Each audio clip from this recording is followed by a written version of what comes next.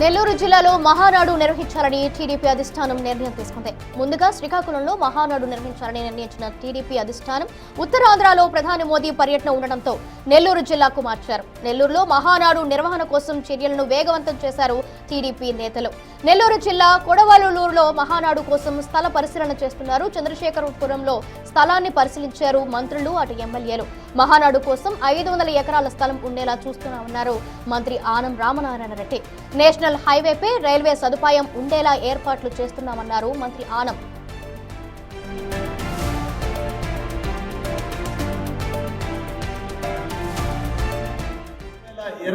మహానాడు మే 28న జరిగేటువంటి కార్యక్రమం మొదటగా శ్రీకాకుళం జిల్లాలో జరపాలని దానికి గడిచిన 2 మాసాలుగా నిర్ణయం తీసుకుని ఏర్పాట్లన్నీ కూడా చేసేటువంటి కార్యక్రమం చేయడం జరిగింది.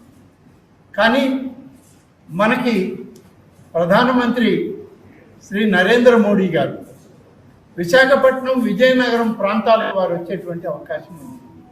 ఈ సందర్భంలో మహానాడు కార్యక్రమం విజయనగరం, శ్రీకాకుళం మధ్య దీన్ని ఏర్పాటు చేసేటట్లయితే కొంత ఆ కార్యక్రమాలకి ఈ కార్యక్రమాలకి మధ్య కొంత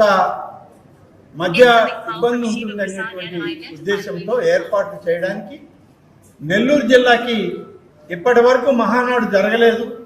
మహానాడు కార్యక్రమాన్ని నెల్లూరు జిల్లాలో జరిపితే బాగుందని అనేక మంది పెద్దలు సూచించిన తర్వాత గౌరవ ముఖ్యమంత్రి గారు మమ్మల్ని ఆదేశించి స్థలాలను పరిశీలన చేయండి, ముందు అన్ని స్థలాలు ఆమోదయోగ్యంగా ఉండి స్థలం కుదిరితే అట్లాగే ఆలోచన చేద్దామని చెప్పి ముందుగా నిన్ననే వారు ఆదేశాలు ఇచ్చి మమ్మల్ని ఇక్కడికి పంపడం జరిగింది.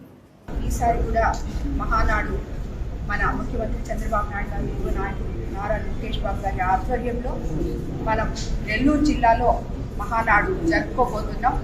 అందుకు ఇక్కడికి మంత్రివర్యులు, ఎంపీ గారు, అలాగే స్థానిక శాసనసభ్యులందరూ, జిల్లా అధ్యక్షులు, అలాగే మిగతా పార్టీకి సంబంధించిన పెద్దలు అందరూ కూడా ఇక్కడికి చేయడం జరిగింది. మనకి ఇక్కడ కోవూరు కాన్స్టిట్యున్సీలో ఒక 2 స్థలాలు మనం చూడడం జరిగింది.